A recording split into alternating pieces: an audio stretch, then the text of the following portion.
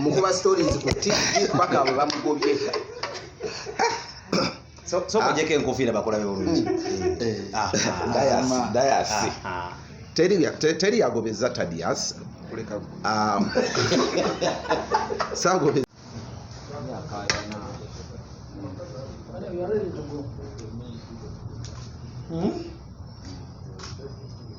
bana mawulire kisista kyange kino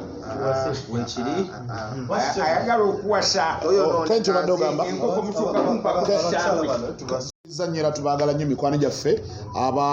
abakozesa ekirungo kyaffe ekya Arapex Style Adhesive. Olunaku olwaleero tuli wano ku mukolo ogw'okwanjula omukungu agenda okuba nga atuyambako ku nsonga z'okulaba nga ekirungo kyaffe kino kiyingira katale gwe tuyitanga agenda okukulira ekitongole ekya marketing abamu bagiyita marketing aba sales whatever you may call it. Tusigala tuli ku mulamwa gwa kutunda kirungo kyaffe kino ekya Arapex Style Adhesive. Gwe wenna ali eyo asoose okutulaba olunaku lwaleero nga lulira ekigambo Arapex Style Adhesive kirungo kipya ku katale ekyeyambisibwa okusiba tiles. Gwe wenna alina ekizimbe oba oyagala kusiba munda oba wabweru oba wansi oba mu kiyungu oba mu kinaabiro osigala weetaaga Arapex Style Adhesive. Akolebwa Ziden Tile Center waneeno mu kibuga Kampala ku luguudo oludde Munyonyo ku Salama Road awo okuliraana Machinje Senior Secondary School. Olunaku olwaleero tulina office gye twagala okujjuzamu omuntu okumubalaga muganda waffe Jonathan Jaxta Mugudwa yagenda okutuyambako okulaba nga product yaffe ne ya Arapex etuuka oba eyongera okufuna okumanyisibwa mu bantu baffe eyo mu bufunze yakulira ekitongole ekitunzi ekya Arapex Style Adhesive. Obudde buno saagala nnyo kumala bigambo bingi nnyo agenda kubanga adda mu bigera abasinga obungi mubadde mutera okulaba mubadde tulina baganda baffe tutambulamuko nabo naye netunatuukayo naye nja kutuukayo mbannyonnyole lwaki oluusi muyinza okuba tembalaba wano olw'ensonga nga mumanyi ebintu by'emirimu contract ogisayininga ng'eriko ebbanga netuuka neggwako kiba gy'oli ggwe ne kampuni okusalawo muze endagaano obujja oba ekomaawo olw'ensonga ez'enjawulo naye naye bwe tunatuukayo nja kubannyonnyola. Jonathan Jaxta Mugudwa yakulira ekitongole ekitunzi wali wano era njagala tuwulireko ku bigambo bikimu bibiri ebisigadde tufune kye mugamba tuluyita olunaku.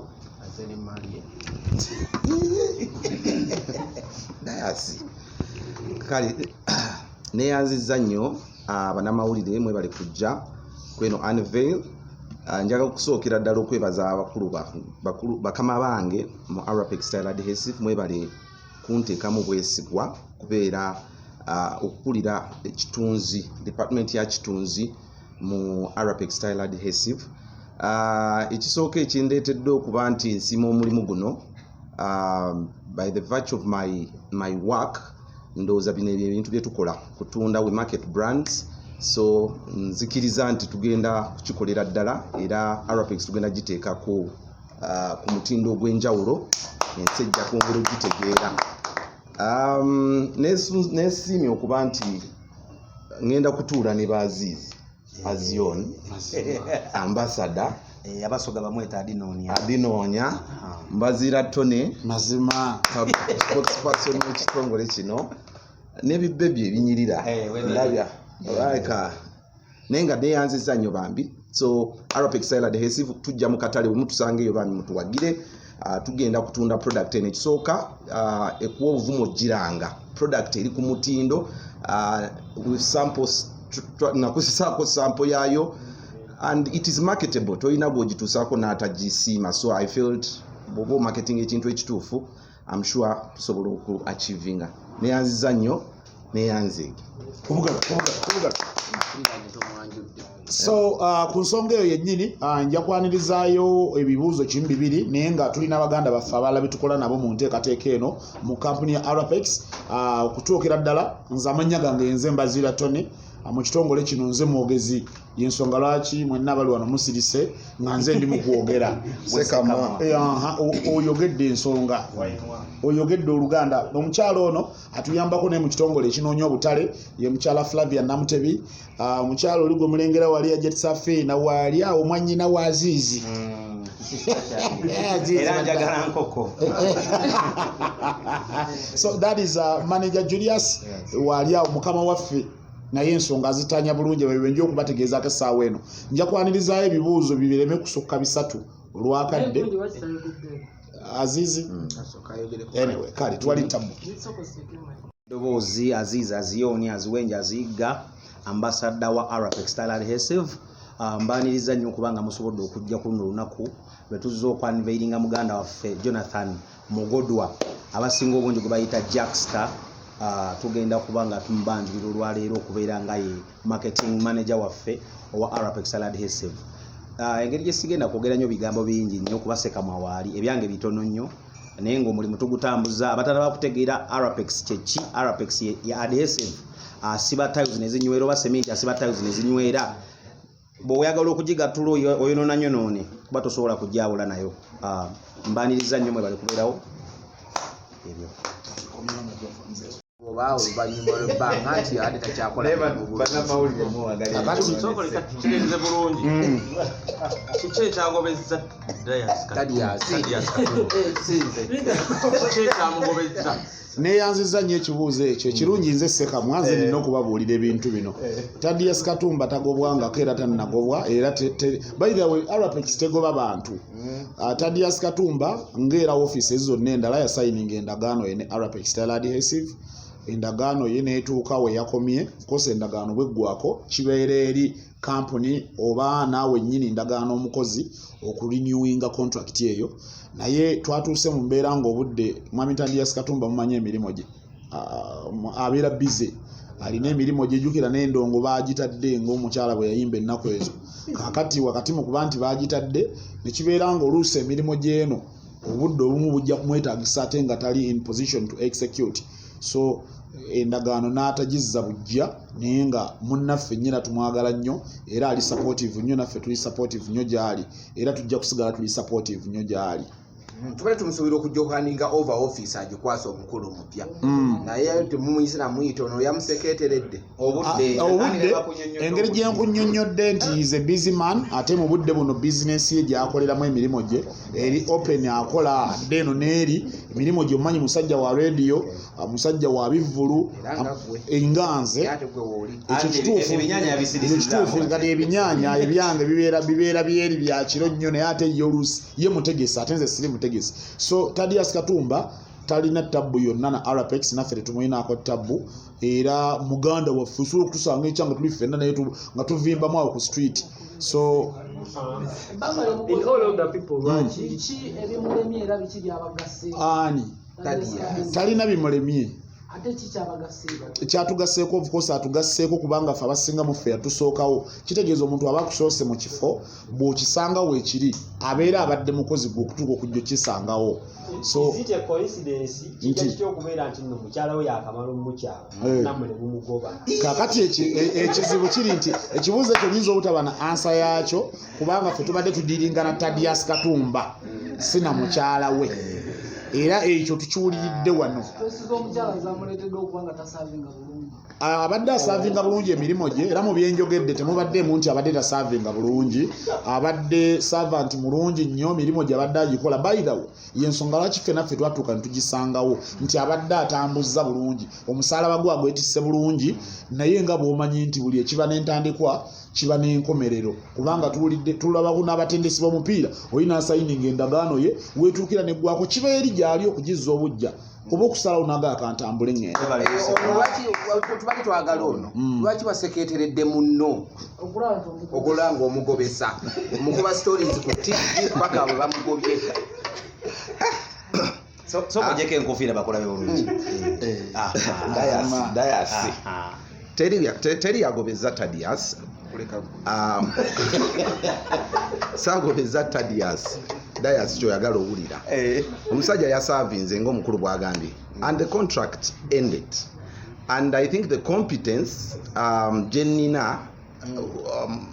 mukama wange owa Arapex bwe yatunuddemu n'alabanga I could be the compatible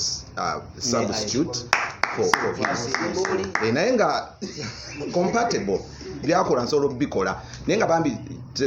teri yagobeza era Tadius is happy you'll be shocked okulaba nga tuli naye omuntu asobola resigninga obuvunanyizibwa obungi ate ndowooza it is the best virtue of work olaba nga come out serving to the satisfaction gyayagala it is manly nogamba someone else should take over olugambo mbwayagala ku resigning okuva ku BBS saziza ate naawe kati nkyaliyo ku BBS telefina werabiikirira nti ensasula eyabaddewo oluusi eyaleeredde omusajja obutasayininga nagaanompya nti nawe yinza okukosa simanyi Tadius kye yalagaana na bakulu bano naye nze we bandeetedde empapula ne bampa ne offer because they invited me, we discussed ne manager nandaganga byenjagala abirina ate nga naye byayagala okukola nsobola obikola so we agreed kyobadde tova ku kiddo buli bwe babeera wadde obeerawo ng'obalaga nti oli byakola ng'oli babeera tovaawo olanyi mu nsi oyagala nnyo balaga nti kye bayita okwepositioninga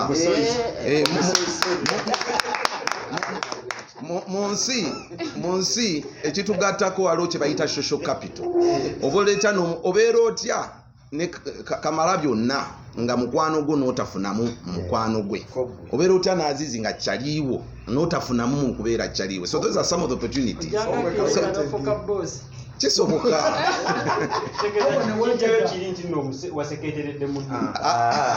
okuseketerera nakyo kirala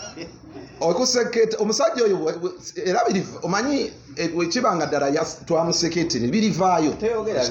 naye ekikulu kyabyo omusajja yagenze kukwasaganya mirimu mirala honestly weeteze bulungi ne bakutegulula ate ekifo kyaba tekisobola kusigalirawo nga kiri vaka ng'ate agobeza oliwa era tekisobola kusigalawo contract y'omukulu jasi yaggwako bugwi banne tufune ebibuuzo ebirala obudde bugenda ekisembayo ng'omwogezi w'ekitongole wali olabyeko omuntu akola obulungi ne batazza contract ye neyanziza nnyo neyanze ekyo kituufu naye ebiseera ebisinga ekitongole ng'ekitongole bw'ojja n'okifunamu omulimu tekirina buyinza ate bukukwatirawo nga gwe nga gwe omukozi ng'owulira nti contract eyo eweddeko olina ebirala bigenda okufuula bize kubanga ffenna twagala kisinga si weewaawo kakati mu mbeera eno naffe services ze tubadde tuzeetaaga era naye abadde azituwa bulungi nnyo naye obudde bwatuuse munnange ng'ekyatandika kifunye enkomerero ekyo mulabika mu mwakirowoozezza kubanga kasa tayinza kulimba kyenkanidde awo Jaxta kiki osuubira okugatta ku Kampala ebibuuzo ng'ebyo bampadde obuvunaanyizibwa obw'okubeera head of marketing ekisooka ngenda ku marketinga company in terms of publicity ekyo nkimanyi nnyo I'm good at public relations ngenda kukolagana ne sekamwa waffe okulaba nga tulaba nga kino ekitongole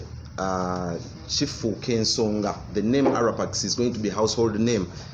mu business eno eyokukola adhesive especially kijja mu kaseera nga I'm the vice president of Entertainment Journalist Association subira okukozesa ekitongole kino okusakira bannange emikisa we are going to sponsor some of the shows tusuubira mukama nga tukwatiddeko era entertainment shows I know the power that is in our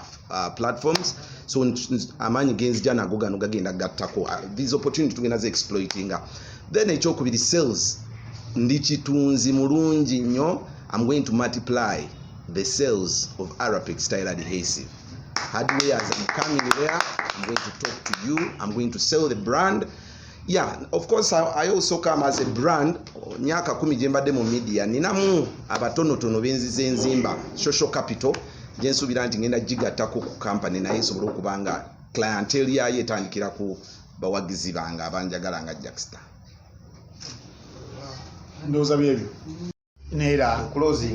kale mugire nankani tugire gundi tuddeyo katini so mikwano gyaffe ensonga bwetyo bwefaananye tubeeyanziza nnyo olunaku olwaleero twongera okubasuubiza enkwatagana ennungi era nammwe buli yali eyalaba ebigambo bino byenjogera noonya ku kirungo kyaffe ekya Arapex style adhesive mu hardwares zonna ennene n'entono mu byalo n'ebibuga gwe butuukawo bagambe njagala Arapex style adhesive njagala oli adhesive asiba n'anyweza okitegedde Arapex oyo musobola n'omunoonyako essimu yaffe bannaye mugikubeko eya Dental Center kubanga distribution center yaffe 0753 065 228 ojja kuba otuuse ffe tukole delivery yonna gy'oli oba oli Jinja oba oli Masaka oba oli Kyotera oba oli Kampala ne bobeera oli Mutukula ffe deliveries tuzikola ennene n'entono ku 0753 065 128 Arapex Tailored Adhesive. Thank you. Mazima. Bino binyuma